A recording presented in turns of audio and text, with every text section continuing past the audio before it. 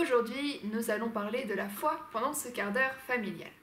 La foi, c'est quelque chose de capital pour notre vie. Jésus en parle sans cesse dans son évangile. Par exemple, soit pour nous la demander, comme à la Samaritaine, il dit « Femme, crois-moi », soit pour déplorer notre manque de foi. « Homme de peu de foi, pourquoi as-tu douté ?» quand Saint Pierre s'enfonça dans les eaux.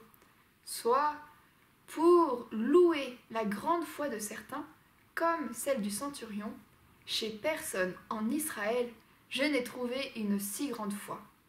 Soit aussi pour nous montrer la puissance de la foi. Tout est possible à celui qui croit. Et on pourrait prolonger comme ça les exemples pendant très longtemps. Jésus, dans l'Évangile selon saint Luc, nous pose cette question. Quand le Fils de l'homme viendra, trouvera-t-il la foi sur la terre? En ce moment, qu'il puisse trouver la foi dans chacune de nos familles. Mais ma sœur, qu'est-ce au juste que la foi? Déjà, d'un point de vue humain, croire, c'est tenir pour vrai une chose affirmée par quelqu'un en qui on a confiance. Nous croyons par exemple en nos parents, en notre médecin, en notre boucher, en notre professeur de mathématiques qui nous dit que ce signe, ça veut dire 3. Et nous leur faisons confiance, car sans la foi en leurs paroles, nous ne pourrions pas vivre, ni nous instruire. Faisons maintenant une petite expérience. Voici ce voile. Dessous, il y a une croix, un chapelet, un catéchisme, une Bible et une bougie. 5 objets qui sont un peu le kit de survie du chrétien confiné. Maintenant, si quelqu'un passe dans la pièce et vous demande « Qu'y a-t-il sous ce voile ?» et que vous leur répondez « Une bougie, une croix, un catéchisme, un chapelet et une Bible », c'est que vous m'avez fait confiance, en vous disant que je ne pouvais ni me tromper, ni vous tromper. Eh bien, regardez, il y a bien ces 5 objets qui sont nécessaires pour un chrétien confiné.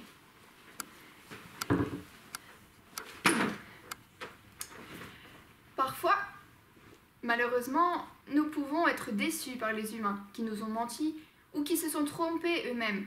Mais croire en Dieu, c'est davantage qu'une simple confiance.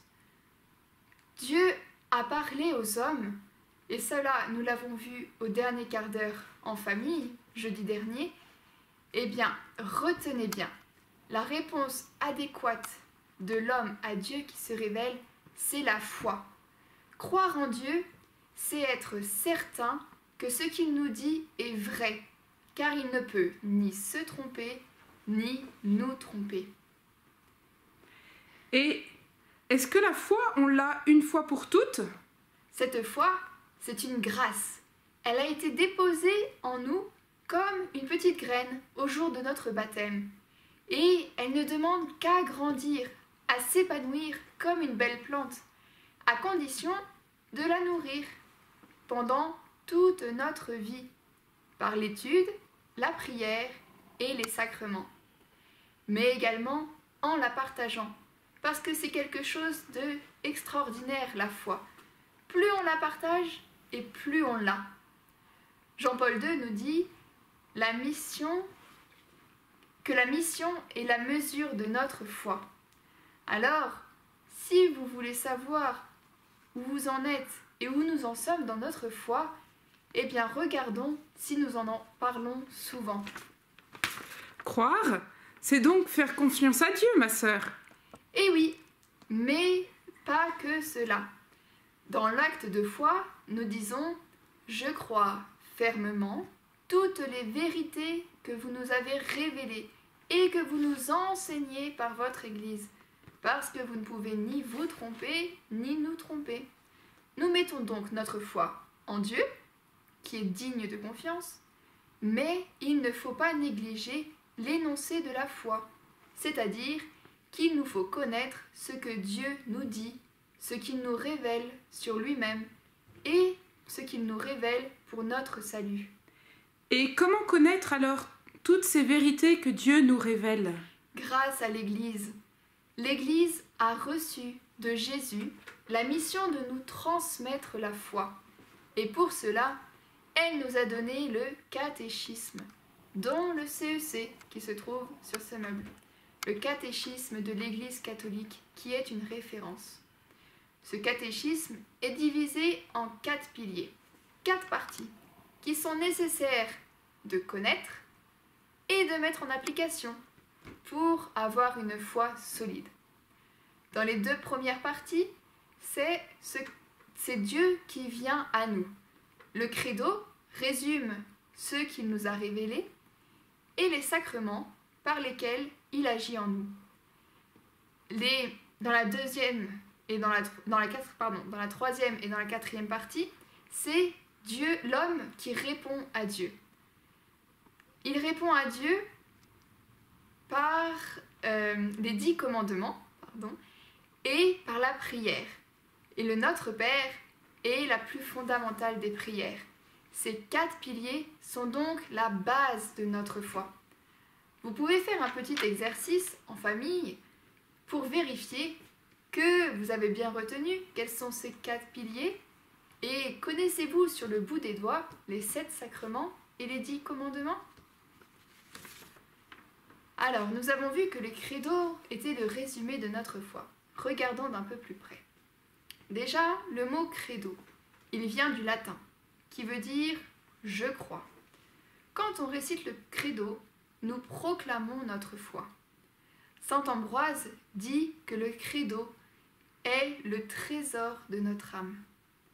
Dès les premiers temps de l'Église et tout au long des siècles, nombreux ont été les symboles de la foi ou résumés de la foi pour répondre aux différentes questions, aux différents besoins du moment. Par exemple, à Éphèse, il se posait la question « Marie est-elle la mère de Dieu ?»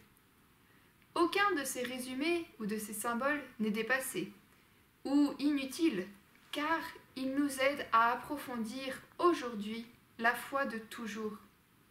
Parmi tous ces résumés, 2 ont une place toute particulière dans la vie de l'Église. Le premier, le symbole des apôtres, qui est le résumé fidèle de la foi des apôtres, celui que l'on récite au début de chaque chapelet. Il a 12 articles pour les 12 apôtres et 3 parties pour la très sainte Trinité, une pour le Père, une pour le Fils et une pour le Saint-Esprit. Et il y a aussi le deuxième symbole, le symbole de Nicée-Constantinople. Il est un peu plus développé, on le dit à la messe et lors des fêtes. Il a une grande autorité du fait qu'il a été promulgué lors des 2 conciles œcuméniques au IVe siècle, le concile de Nicée et le concile de Constantinople. Mais je vais m'arrêter là dans l'étude du credo, car nous poursuivrons lors des prochains quarts d'heure en famille. Et maintenant, pour faire grandir notre foi, nous allons prier.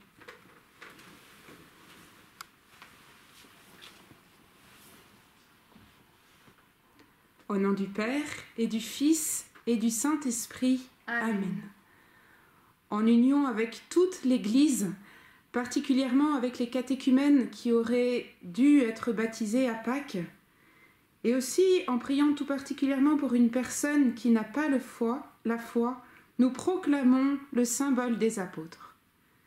Je crois en Dieu, le Père Tout-Puissant, Créateur du ciel et de la terre, et en Jésus-Christ, son Fils unique, notre Seigneur, qui a été conçu du Saint-Esprit, est né de la Vierge Marie, a souffert sous Ponce Pilate, a été crucifié, est mort, a été enseveli, est descendu aux enfers.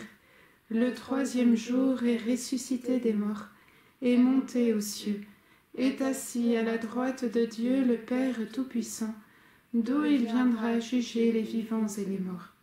Je crois en l'Esprit Saint, à la Sainte Église catholique, à la communion des saints, à la rémission des péchés, à la résurrection de la chair, à la vie éternelle. Amen. Et par ce petit chant, avec beaucoup de joie, renouvelons les promesses de notre baptême.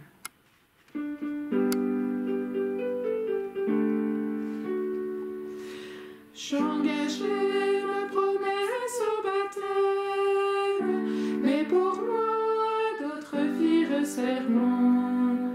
En ce jour, je veux parler moi-même, je m'engage aujourd'hui librement. Je m'engage, je m'engage, je m'engage aujourd'hui librement. Je m'engage aujourd'hui librement. Les chrétiens croient la providence en Jésus qui mourut sur la croix. Ce que Dieu présente à ma croyance, je m'engage à le croire et je crois. Je m'engage, je m'engage, je m'engage à le croire et je crois. Je m'engage à le croire et je crois. Les chrétiens ne manquent pas la messe le dimanche et jour de sainteté, de repos et de sainte allégresse. Je m'engage à le bien respecter. Je m'engage, je m'engage, je m'engage à le bien respecter. Je m'engage à le bien respecter. Les chrétiens s'aiment comme des frères, ils sont bons envers tous les humains, dévoués, attentifs aux misères. Je m'engage à servir mon prochain. Je m'engage, je m'engage, je m'engage à servir mon prochain. Je m'engage à servir mon prochain. Et en ce dernier jour du mois de Saint Joseph, remercions-le pour toutes les grâces qu'il nous a obtenues et continuons après à beaucoup recourir à ce bon et grand protecteur des familles. Je vous salue, Joseph, vous que la grâce divine a comblé, le Sauveur a reposé dans vos bras et grandi sous vos yeux. Vous êtes bénie entre tous les hommes, et Jésus, l'enfant divin de votre virginale épouse, est béni. Saint Joseph, donné pour Père au Fils de Dieu, priez pour nous dans nos soucis de famille, de santé et de travail, jusqu'à nos derniers jours, et daignez nous secourir à l'heure de notre mort. Amen. Au nom du Père, et du Fils, et du Saint-Esprit. Amen. Alors, pour ceux qui seront avec nous à 18h, la Sainte Vierge fera grandir notre foi par la récitation du chapelet, et demain, nous aurons la grande joie d'aller à Lourdes pour le prochain quart d'heure en famille.